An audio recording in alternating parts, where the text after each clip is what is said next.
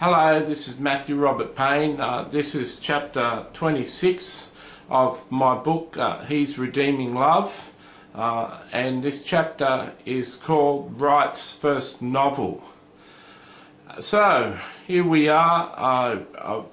In the last chapter we covered that my wife had divorced me and she'd gone to court, and I hadn't gone to court for the divorce, but I was divorced and I'd had suicidal thoughts, and I seemed to got over them and started to live for my son's sake, and my son became even more important to me in visitations.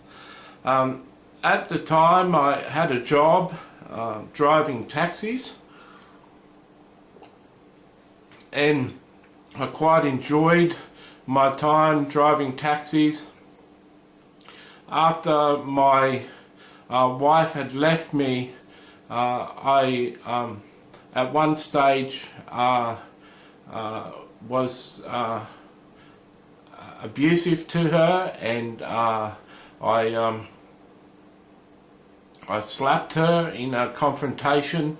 I was angry with her. I'm not sure if I've covered that, but I was charged and had a restraining order put on me, and it was official. She didn't charge me with assault, but it went down what I'd done, and at that time I wrote her a poem to say sorry for what I'd done and to share with her my feelings. I noticed about a year later in a purse a piece of paper, and I asked her what it was, and she said it was the poem that I'd written her. So it seemed like it had lasted a long time, and it was important to her, even though she was living with another man and had left me and wasn't going to come back. The poem had had an effect on her. Well, I got from that that I was pretty good at poetry, and I began to write a series of poems. I wrote a poem on a surfer who was a homosexual. I wrote a poem on an alcoholic, though I'd never been a fully fledged alcoholic. I'd certainly drunk and could put myself into the mindset of an alcoholic. I wrote a poem on a street kid in King's Cross. I wrote a poem on a heroin addicted prostitute in King's Cross. I wrote a poem on a beautiful Christian, and I wrote quite a number of poems. I think for a season I wrote poetry a lot, and I must have written between 100 and 200 poems over a season. Now, at one stage I got the idea to write my first novel. I decided that I wanted to become a writer. I had a English teacher in high school that encouraged me to write a story, and so I thought I'd write my first book. I went and bought a book that was on how to write a novel, and in the taxi one day I clearly remember in Brisbane waiting on this main taxi rank in Brisbane and waiting for a person to get in my cab. I read the first chapter of or the introduction of this book on how to write a novel, and it was written by a man who lectured people in university on how to write and how to write a novel. He had a course in university on how to write a novel, and he said, I'll begin the introduction in this book the same way I introduced my first lesson at university for people who want to write a book, and I'll introduce it this way. If you're serious about writing a book, if you're serious about writing a novel, and nothing's going to stop you from writing that novel, you're committed to it, and you're going to do it regardless of the setbacks, regardless of anything. You're going to sit down and write yourself a novel. Stand up. I want you to stand up. All of those who are very serious about writing a novel, and nothing's going to stand in the way, and you're simply coming to this course to get some pointers on what to do. And he said in the book that a lot of the people in the audience would stand to their feet, and then he said in the book that then he'd tell all the people in the university lecture to leave the room, and if they're committed to writing a book, don't procrastinate and listen to me on how to write a book, but leave the room right now and go and write your book. And when you're finished writing your book, come back to my next year's lectures on how to write a book and learn the fundamentals of book writing, and you can edit your novel and fix your novel up. But if you're truly serious about writing a book, go out there and write the book. And if you're reading this book right now, he said, and you're going to write a book, well, shut the book right now and go and write your book. And so that's what I did. I shut the book right there and then, and started to write my novel. In the taxi I had plenty of time to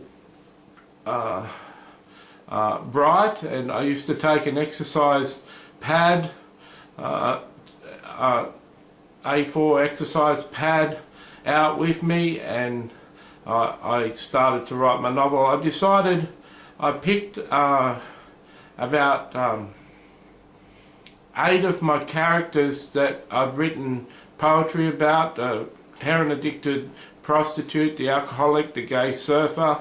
I picked the street kids. I picked about 8 of the characters and started to write characteristics about each of the characters, their favourite foods, and how they grew up, and their past, and their age, and their height, and what they look like. And I started to flesh out some other characters that I'd bring into the story, and then I started to write my novel.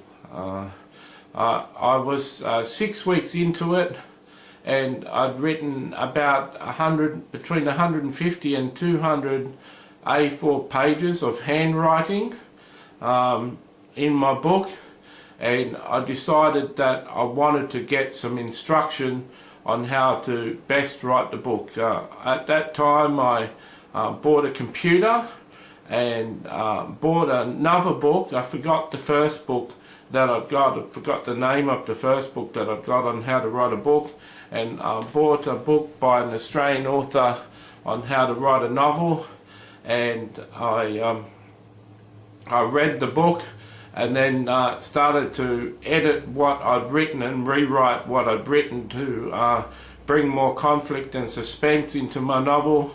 And I typed up the 150, 180 pages into my computer in files, and started a process of writing my novel. I'm not sure how long it took me. I think after that initial 6 weeks, I think it took me 30 days. I think I wrote a chapter a day for 30 days, and there was 30 chapters in the book. The book ended up being about 400 double-spaced A4 pages, so would have been about a 200-page book, 220-page book, A4 size, so maybe about 280, 300-page book. It was a good book, and I was very pleased with it. I called the book The Fallen Ones, and it had a basic storyline of the ex-gay a gay surfer coming to become a Christian and leaving his homosexual lifestyle behind and becoming heterosexual, and him meeting a prostitute in King's Cross and starting a relationship with her, and at the end of the novel she comes off heroin and starts to rehabilitate herself, and at the very end of the novel they get married. They had a lot of tension, had street kids in it and pedophiles in it and a serial killer in it. It was a very dark novel, and a lot of people who have talked, well, a number of people who talked to me said that it was a cathartic novel. It was a novel that got a lot of my pain and issues out onto the page. I was able to express myself and how I felt, and when I had it typed up and ready, I rang a number of prostitutes in Brisbane and asked them if they would take the time to read my novel and give me feedback on anything I had to change to see if the novel rang true. And I got lots of good feedback saying you didn't have to change anything, and I asked the prostitutes how many of the characters could they see themselves in, and some of them said 6 to 8, some of them said 4 or 5 of the characters, some said as high as 6 to 8 and 10 of the characters they saw themselves in. One prostitute said to me she never wants me to ring her or contact her again, and she'll post the manuscript back to me, but don't ever contact her again, because she was scared by the serial killer, and she said that I was a dangerous person if I could think up such a story and think up such a killer in the book. And I found that that was one of my best feedbacks and reviews that I got for my book, because I always wanted to write a convincing killer, and I'd seen movies, Seven, that Brad Pitt played in, and the Anthony Hopkins movie that he played in that was about a serial killer, and I wanted to write an impressive serial killer, and I apparently did enough to scare a girl to never want to see me again. I was particularly proud of my first novel. I entered into a fiction award. Didn't win the award, but I was proud of it, and over the course of the next 10 years I spent time going back time and time again to the novel and going through every paragraph and rewriting sentences and sharpening and editing and perfecting and polishing that novel to the stage where I was going to get it published. So that's the story of The Fallen Ones. I still have fond memories of that book, but it reached a stage in my life where Jesus told me that he wanted me to discard the book for his purposes. It was too dark, and he didn't want that book being out there. So for his own reasons, he knew that. My mother was very happy the day I told her that Jesus had told me to throw out the book, and when I told her that I'd thrown out the book, she was in tears over the phone, saying that she'd prayed for that to happen too, and so it was an answer to prayer for her. So that was my first book. I realised that I could write a book. God bless.